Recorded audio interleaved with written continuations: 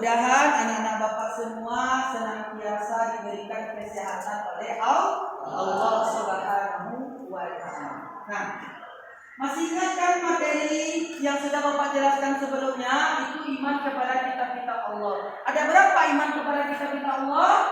Ada 4. Yang pertama ada namanya kitab Taurat, yang kedua Zabur, yang ketiga Injil, dan yang keempat Al-Quran. Nah, hari ini materi yang akan Bapak sampaikan itu adalah sesuai dengan yang ada di fokus, konsep rukhsah dalam beribadah. Adapun tujuan pembelajarannya adalah yang pertama, anak-anak Bapak dapat menjelaskan makna rukhsah dalam beribadah. Yang kedua, anak-anak Bapak dapat mengidentifikasi berbagai rukhsah dalam sholat, zakat, puasa, dan haji. Nah, ini ada pertanyaan pemantik. Tolong dijawab lagi anak-anak Bapak yang bisa menjawab. Nah, yang pertama, bukankah pemberian rukhsah menunjukkan betapa Allah memahami kompleksitas hidup manusia? Siapa yang bisa jawab? Silakan. Betul sekali. Jadi pemberian rukhsah menunjukkan betapa Allah memahami kompleksitas hidup manusia sebagai hamba-Nya. Nah, kemudian yang kedua, jika Allah memberikan rukhsah sebagai keringanan, mengapa kita merasa bersalah untuk menerimanya? Siapa yang bisa jawab? Nah, silakan. Kita tidak perlu bersalah untuk menerimanya karena rukhsah itu keringanan diberikan kepada Allah. Oke, kita tidak perlu merasa bersalah. Kenapa? Karena rukhsah itu adalah keringanan yang Allah berikan bagi hamba-Nya. Jadi jangan merasa bersalah awak. Awak perjalanan jauh, awak sholat imam, ada perlu merasa bersalah karena Allah memberikan keringanan bagi hamba-Nya. Maka materi kita hari ini adalah rukhsah dalam beribadah. Nah, saat bulan Ramadan, Ahmad pergi studi tur dari Padang ke Jogja, naik bus selama seminggu. Bagaimana Ahmad melaksanakan ibadah puasanya, ibadah sholatnya? Nah, ini yang akan kita bahas dalam rukhsah. Oke, sekarang kan anak-anak Bapak sudah bagi menjadi 3 kelompok.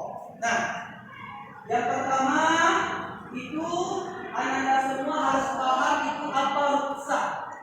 Kemudian apa-apa saja bentuk rukhsah dalam ibadah. Jadi anak-anak Bapak harus tahu. Tadi Bapak sudah jelaskan, rukhsah itu artinya adalah keringanan atau kelonggaran yang diberikan oleh Allah kepada hamba-Nya. Lantas apa-apa saja bentuk-bentuk rukhsah dalam ibadah. Nah, yang pertama sholat.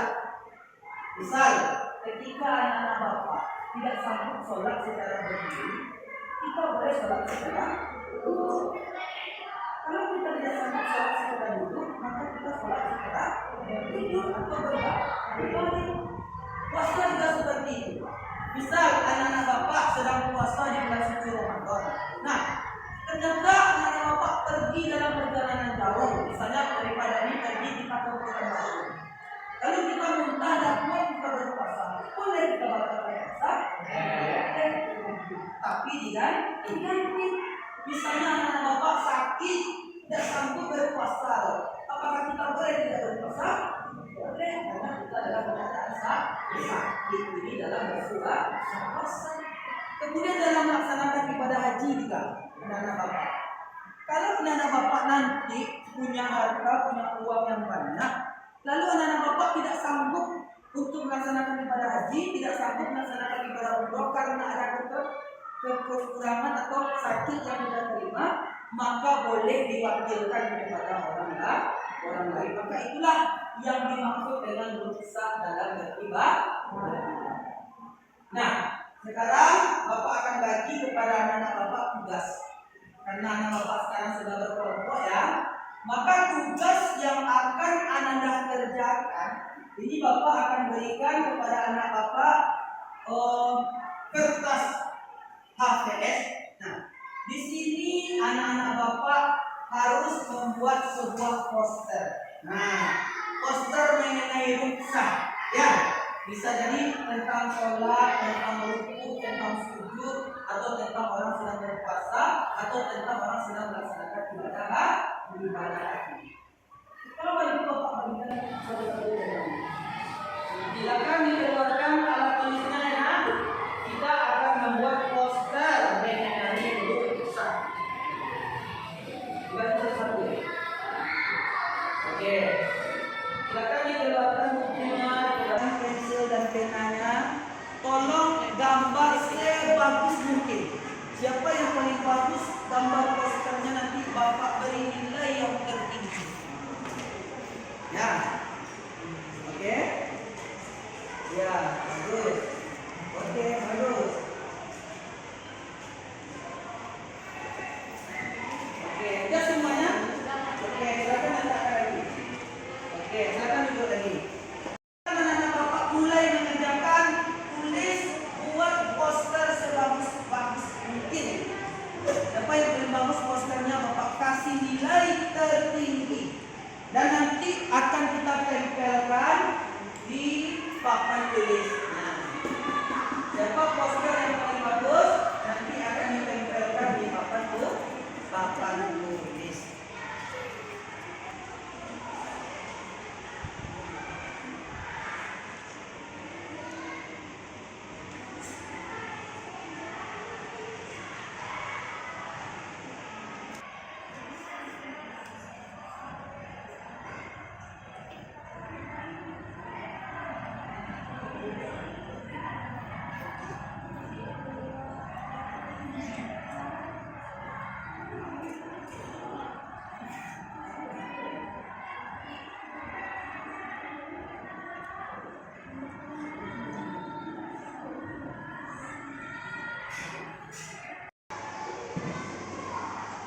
Siapa yang paling bagus posternya, itu nilainya yang tertinggi ya.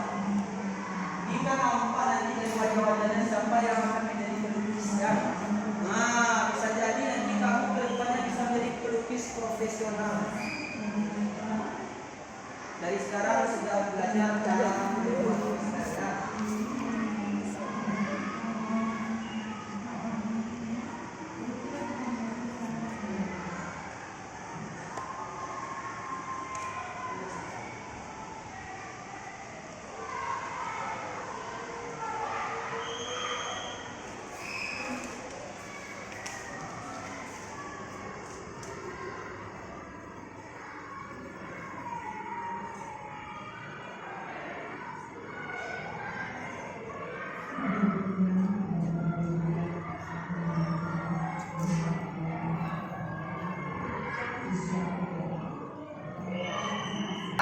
Silakan kepada kelompok 1 untuk menempelkan posternya di papan tulis. Silakan semuanya kepada kelompok 1.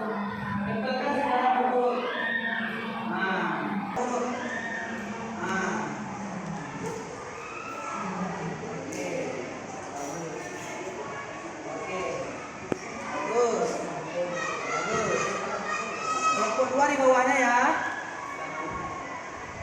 Oke, tepuk tangan buat kelompok 1. Selanjutnya kelompok 2, silakan tempelkan posternya di papan tulis. Di bawah yang kelompok 1 ya. Di bawah. Ah, di bawah aja. Oke. Baik ya, baik. Ah, tak. Oke.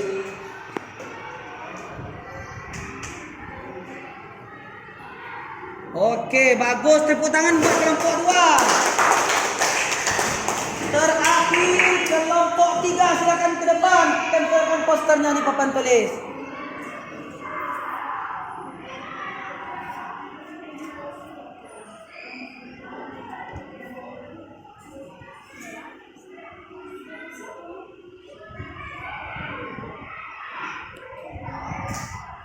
Oke, tepuk tangan buat kelompok 3.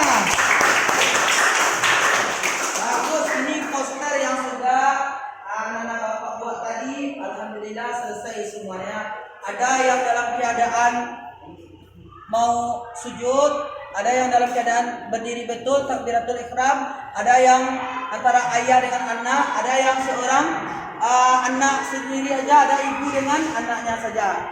Bagus ya. Nah, penutup. Dah. Nah, deh. Oke. Nah, jadi sebagai penutup ini ada LKPD, lembar kerja kelompok, akan Bapak bagikan satu-satu dan silakan langsung jawab. Bapak ingin mengetes seberapa jauh pemahaman anak-anak Bapak dalam materi ini. Ya. Silakan langsung buat namanya. Jawab langsung ya pertanyaannya. Oke? Ini juga. Nah, silakan buat namanya. Langsung buat pertanyaan jawabannya di dalam itu ya, dalam ini ya. Ini juga. Oke.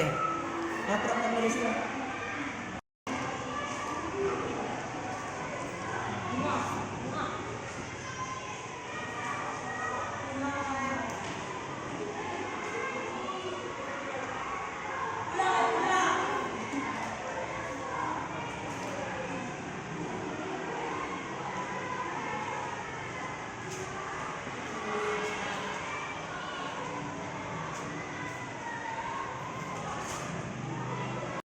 Sekarang yang sudah selesai LKPD-nya silakan dikumpul. Oke. Terus. Hebat kelas ini ya. Hebat. Wah, sekali itu ya. Hebat ya. Saya mencari tadi. Oh, ini mencari tadi. Dia tak menyertai. Wah. Terima kasih. Oke. Nah. Ya, sekarang perhatikan lagi.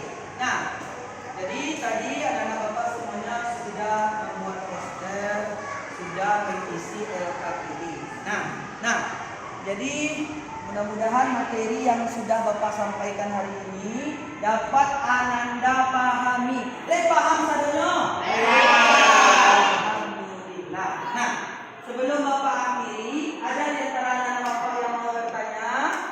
Cukup? Oke. Nah, untuk tugas dan PR untuk pertemuan selanjutnya, silakan catat di bukunya. PR dan tugas untuk pertemuan selanjutnya. Ini dulu ya. Nah, PR-nya satu, Ananda buatlah contoh rusak dalam sholat, puasa,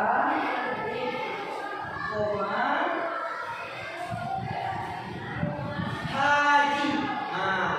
Buatlah contoh rusak dalam sholat, puasa, dan haji. Nah, dan ini akan dikumpulkan minggu depan pertemuan selanjutnya. Nah, ini nilai yang dapat bisa